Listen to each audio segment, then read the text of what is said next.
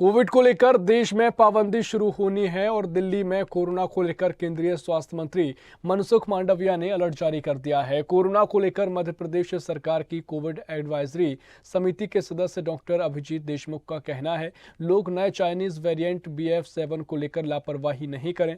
पूरे मध्य प्रदेश में सावधानी रखना जरूरी है। BF7 के लक्षण अलग नहीं है, पुराने जैसे ही हैं, लेकिन लोग इम्यूनिटी पर ज्यादा ध्यान दें तो वायरस से आसानी से निपटा जा सकता है। भारत में कोरोना ने दस्तक दे दी है, ऐसी संभावनाएं जताई जा रही है। कोरोना का नया वायरस BF7 भारत में भी आ सकता है।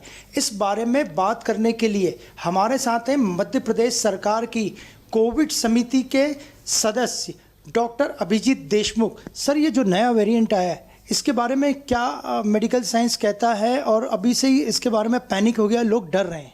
बिल्कुल, ये जो वेरिएंट है अभी चाइना में काफ़ी फैला हुआ है और काफ़ी लोग बीमार भी पड़े हैं और कुछ डेथ्स भी हो रही हैं।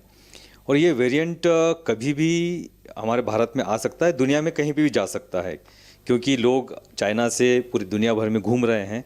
तो ऐसे में ख़तरा होता है कि वो वायरस पूरे दुनिया में फैले। पर हमारे भारत में क्योंकि बहुत ज़्यादा वैक्सीनेशन हो चुका है तो डरने की बात नहीं है। पर हमें लोगों को, जो हमारे प्रधानमंत्री ने कहा था कि 2 गज की दूरी जो रखनी है और मास्क पहनना, ये हमेशा ध्यान रखना है, क्योंकि कोविड भारत में कभी भी आ सकता है। सर, फर्स्ट लेयर थी कोविड की 19 में, उसके बाद सेकंड लेयर थी। भोपाल सबसे ज़्यादा प्रभावित था और मध्य प्रदेश पे भी आप लोग पूरी नज़र रखे थे। तो इस बार क्या सावधानी वापरनी चाहिए? अभी दिल्ली में भी बैठकें हो रही हैं, कई राज्यों को भी अलर्ट कर दिया गया है। बिल्कुल, आपने देखा होगा कि जब पहली लहर आई थी तो हमारी पूरी सरकार ने, चाहे वो हमारी राष्ट्रीय सरकार, देश की प्रधानमंत्री मोदी जी की सरकार और हमारी मध्य प्रदेश की सरकार, उन्होंने बहुत अच्छे कदम उठाए और पहली लहर में हमने बहुत अच्छे से कोविड पे कंट्रोल किया था और हमने कोविड को परास्त किया था।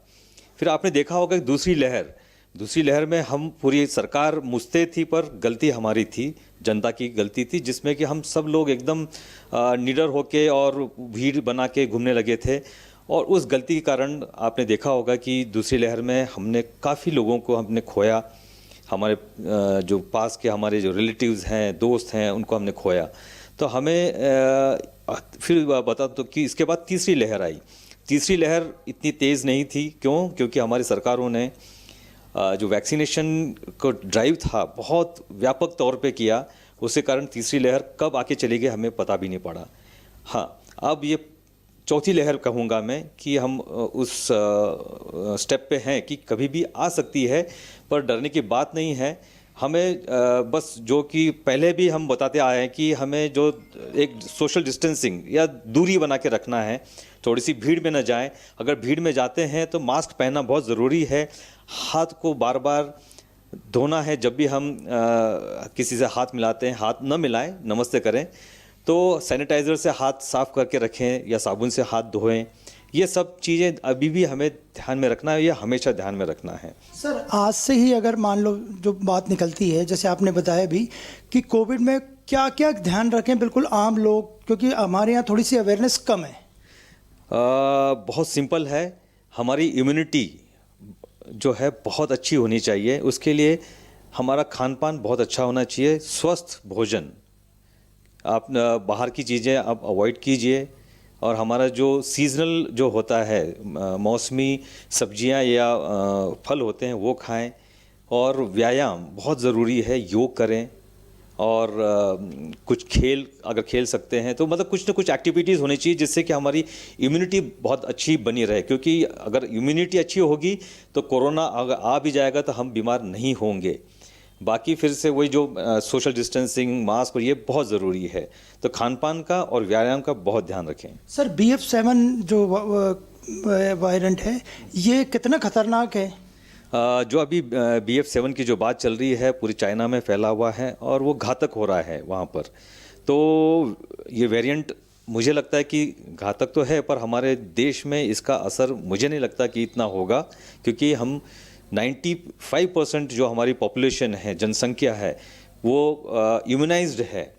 और 90% लोग वैक्सीनेटेड है। बहुत बड़ी बात होती है, पूरे विश्व में कहीं पे भी इतने लोग वैक्सीनेटेड नहीं है, इवन चाइना में भी इतना वैक्सीनेशन नहीं हुआ है, और उसी कारण वहाँ के लोग इतने बीमार पड़ रहे हैं।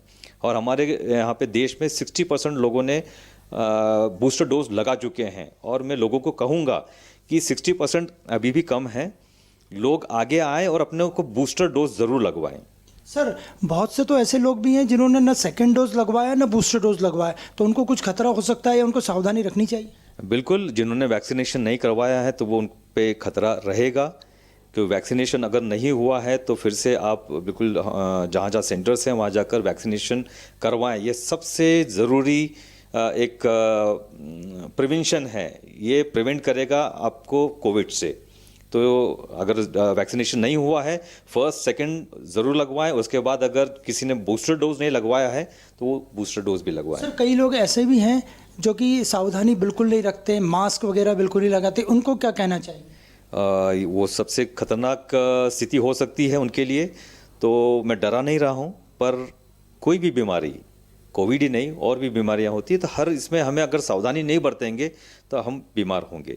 सर ये जो BF7 है, इसके लक्षण क्या रहेंगे मोटे तौर पे जो मध्य प्रदेश और खासकर भोपाल में? इसका कोई ऐसा अलग लक्षण पहले के जो वायरस का इन्फेक्शन था या जो नॉर्मल हमारा वायरल इन्फेक्शन होते हैं उसमें कोई बहुत ज़्यादा डिफरेंस नहीं होता है। अभी भी जो पाया गया है कि बुखार, शरीर दर्द, गले में खराश, खांसी, यही उसके लक्षण हैं, कोई अलग से कोई लक्षण नहीं है। इससे डरने की ज़रूरत है कि सावधानी रखने की ज़रूरत है? हल्का डर होना चाहिए, डर नहीं होगा तो हम सावधानी नहीं बरतेंगे। हाँ, घबराने की कोई ज़रूरत नहीं है, और सावधानी बरतें, हम कोविड से अच्छे से फाइट कर सकते हैं। सर मध्य प्रदेश सरकार की तरफ से पिछली बार जैसे समिति बनाई गई थी, आप भी थे उसमें, बहुत सारे डॉक्टर्स थे, इस बार अभी तक कुछ आपको संदेश या कोई आदेश या कोई निर्देश आए? अभी ऐसा ऑफिशियल तो नहीं आया, पर जो भी अफसर हैं और वो हमारे से डिस्कशन कर रहे हैं और वो पूछते भी हैं कि एग्जैक्टली क्या मेडिकली क्या स्टेप्स होने चाहिए या क्या कोरोना का मूवमेंट कैसा है, तो हम अभी उनको एडवाइस कर रहे हैं। और मुझे लगता है कि जब ज़रूरत पड़ेगी तो शायद ऑफिशियली भी ले पाएंगे, पर अभी सरकार और चिकित्सकों के बीच में ये सब आदान प्रदान इंफॉर्मेशन का हो रहा है। सर हॉस्पिटल्स को, गवर्नमेंट और प्राइवेट दोनों को कितना तैयार रहने की ज़रूरत है? बिल्कुल, सरकार बिल्कुल तैयार है। आपको पता होगा कि कम से कम 50,000 बेड्स अभी भी रिजर्व्ड हैं कोविड के हिसाब से।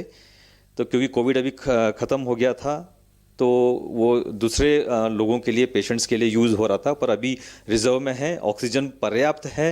तो प्राइवेट हो या सरकारी अस्पताल, सब में तैयारी बहुत अच्छी है। सर पिछली बार आपने देखा था जो भी लेयर्स आई थी, ऑक्सीजन की बड़ी दिक्कत हुई थी, बड़ी परेशानी हुई थी मरीजों को भी, लोगों को भी और सरकार को भी।